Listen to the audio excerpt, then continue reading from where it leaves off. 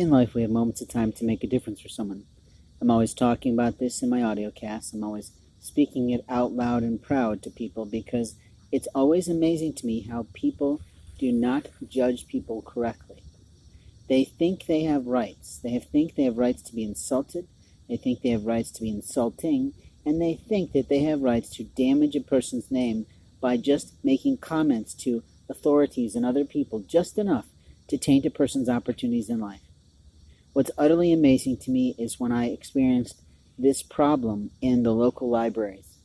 I have been participating in the libraries of Indiana for a long time. When I'm in particular libraries, there's an audio file that's played in the background. That audio file is the nature and a pitch that allows me to know that something is off. It's like a switch for people. Most people don't realize that there is an audio sound, an audio signal that helps to shut the person down. I believe it's something of the angelic realm. I believe it's something that God has created in human beings so that when it's time, when their life is at an end, He can simply shut off the body and pull the spirit. I know that sounds kind of odd for a pastor to say, but I sort of think about it in terms of my father, that during his last week of life, he was not eating very well, but he was sort of in a coma, lying there for a long time. Now, I've told the story many times, I believe, through my audio files. For those of you who've continued to listen on, I appreciate your patience, but it's sort of a powerful aspect of prayer, that when we're praying for someone in the right way, the Lord responds. When we're praying for someone in the wrong way, we don't have a lot to do other than be caught by God in our sinful natures. You see, the Lord puts the soul in the human being, and when the soul is in the human being, it's the Lord's to take care of. It's the Lord's to govern. It's the Lord's to do things with. And openly, I'm just watching a field mouse run across the road here. But what I love about nature is its signs that it gives us of how we can know when we're in trouble, how we can know what the weather's going to be or inclements. And those are things, thankfully, my loving mother taught me. But in life, we have moments of time to be something for someone. And when we choose not to be that thing for that individual, that we know that they're longing for, that we know that they're dying for, that we know that they probably died for, we have to look to ourselves and look to God to go, did we sin against the Lord's plan in our life? Because free will is something that we're all entitled to. It's absolute truth. It talks about it freely in the Bible, that we can choose free will. And in that free will, we can choose a sinful, selfish nature. We can choose a nature that is obligatory. We can choose a nature that is destructive. We can choose a nature that says, I am going to lord over this human being, and I am going to be choosing to be insulted by someone's attentions, or I'm going to choose to put damage on someone's name because I am too immature to talk to them about what's going on in our relationship.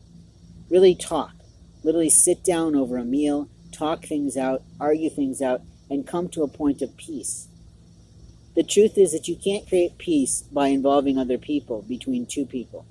It's not really all that possible. Now, in the world of men, in the world of countries, in the world of nations, we certainly have peacemakers. We have politicians who are touting themselves, thankfully, as peacemakers.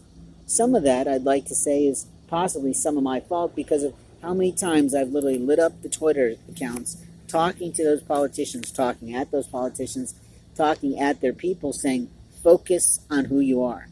Focus on what you do. Add the politics in after.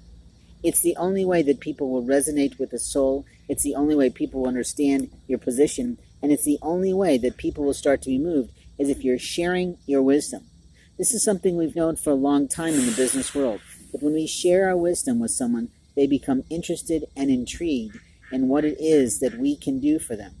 They also become more interested in purchasing from us because they learn more about us.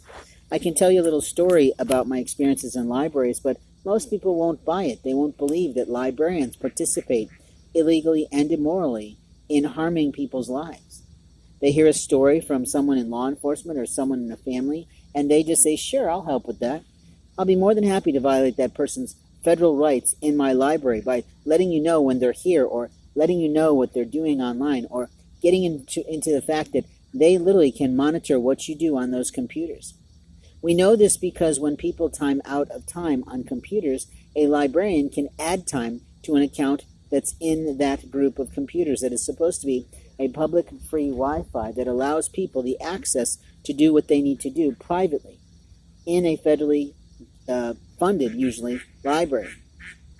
Even if the library is funded by municipalities of the city, they are still liable to federal law, and that is something that people don't give us a lot of credit for as journalists. When I take this walk through this moment of homelessness, when I see the vileness of people, that they literally think that their rights are greater than my rights, that their right to sleep in shelter are greater than my rights to sleep under an awning so that I don't get drenched, that their rights to attend a church are more important than my rights to go in fellowship, that their rights to food are more important than mine, I wonder who the hell raised them? Because that is not the law of the land, and it's certainly not the law of God. In the house of the Lord, there are many rooms, and those many rooms take care of all people that the Lord has created, all souls, all rights, all things. And yet we have monsters in our political marketplace who think they have rights to govern other people, who think they have right to solicit other people, who think they have the right to demand other people do certain things in their bodies, in their hearts, in their minds, and they really don't. You see, the Lord moves people into what they do and how they do it and where they're going to go with it, but the truth is that yes, we do have persuasion. Persuasion is something that we talk about in marketing. Persuasion is that ability to say, listen, this is what I've got to offer you. Would you like to partake of what I've got to offer you? It's almost like the network marketing concept of a stick of gum, in that we often talk about when we're training our people in network marketing that all we're doing is offering someone an option. If that person chooses to look it up, if that person chooses to do the research, if that person chooses to evaluate a business opportunity to add income, whether it's immediate, whether it's residual, whether it's retirement income, to their own life, that is up to the individual. We cannot push a person, we cannot force a person, we cannot pull a person into a program. The savvy people know that there are 6 to 7 evaluative criteria that you look at when you're choosing a network marketing program. I know that I've chosen a few poorly, and on the other hand, I know that I chose one greatly. It wasn't because I was so impressed with the products. It wasn't because I was so impressed with the compensation plan. I chose it because literally of the leader that was above me, who was the most incredible individual I'd ever met in my life. And frankly, I also did it because of the lesson I learned from that experience. That she literally was a speaker in a forum, and I totally dismissed her at a networking event basically because of how she was dressed. She was dressed casually and somewhat inappropriately for that particular event where everyone else was in suits. And then she took the stage, and I just was blown away by her brilliance, by her intelligence, by her boldness, and by the beauty of her soul. And from that moment on, I wanted to talk to her, I wanted to know her, and I wanted her in my life. You see, in life we have moments of time to make alliances with people who really know what they're doing in their own field. And while she may not have gone much further in that particular organization because of its fall apart, or because of the way that it always happens, the people get to the top levels and then they get bored with what they're doing. They get bored with the people they're dealing with, and they want more. They get to the point of where their goals has been achieved, and then they need to look for other goals to achieve. And there's always that loyalty clause that says you may not do other things, but that's not really fair because people have entitlement to make a living. They have entitlement to take on additional business products for their own independent businesses. They have the ability to do that for their own families, their own legacies, their own financial goals, their own retirement goals. And openly, I have met several women who are marketing horrible products, but they're outstanding. And I say that because of my opinion, how I feel about how they taste, etc. And that's just my opinion. And openly the compensation plans. And yet, they're phenomenal salespeople. They really care about people. I have one literally in my LinkedIn network who I really, really regard and said, look, I want to buy this product for $70 while I've got the money. And she tried to sell me an entire program. And the foolishness of that was that I ended up only buying a bar of soap. I was led actually to buy that $70 worth of product that was right for myself by God, but she didn't get that because she doesn't know my faith practice. In life, we have moments of time to say, stop monkeying in other people's lives and start showing up for people. You see, there's always that person who thinks they have a right to put someone in a play, to test whether or not they know who's real and who's not. And I've been tested so many times now, it's not even funny. But the reality is I'm just tired. I don't have to keep playing. I can just play along long enough to go, okay, this was fun, thanks for that. But I am really skilled enough to determine it, to see it, because everyone who's a liar has a tell. The other day I was in the library and I literally did not make a sale because I'm spending my time in a library trying to get a job, trying to put forward a business practice again, trying to figure out what my next life step is going to be. I've had a long life. I'm 50 years old. Now I say that because I know there's other 50-year-olds and above listening who don't have a retirement like me, who don't have things socked away so that they can retire unlike my family's parents did, which is literally off of around $36,000 to $40,000 a year, and still be able to live a very long life with that capabilities of the stocks and bonds and all the investments that my father lovingly put away on behalf of himself and my mother.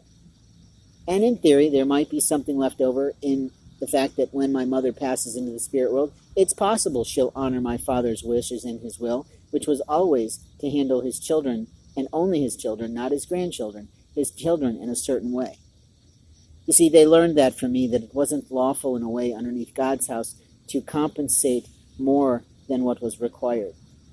There's, of course, the people like Warren Buffett who think that children should never be gifted anything in retirement, and I think that's outlandish. That is not the way that the begats began in the Bible, and it's certainly not the way that things were handled in the city of Judea.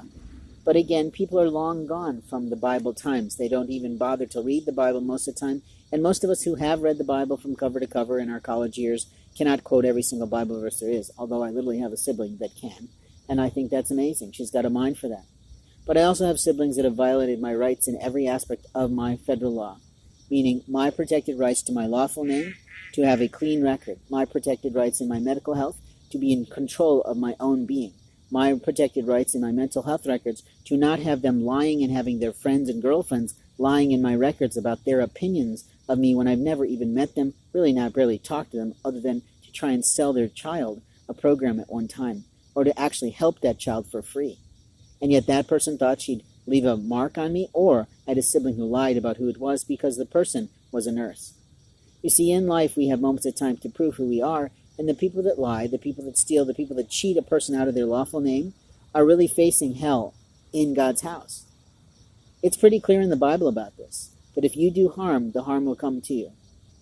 God has always said He is in charge of the revenge in this world. I have a lot of people who think they have a right to do things to me because they think they are the moral right. They think they have rights to say things, to solicit information, and I'll get back to my little librarian story. Now, this little loving librarian knew that I hadn't eaten. She knew that I was one of the impoverished of the community. She understood the cybercrime that's impacted my life and the challenges of getting employment and the challenges of trying to find a place that's safe for employment where I can't have some law enforcement coming in and trying to monkey around with the relationships that I'm making, as if my friends and family haven't been watching that. What I mean by my family are the family that I choose for my life, not the birth family that I was born into, thank God.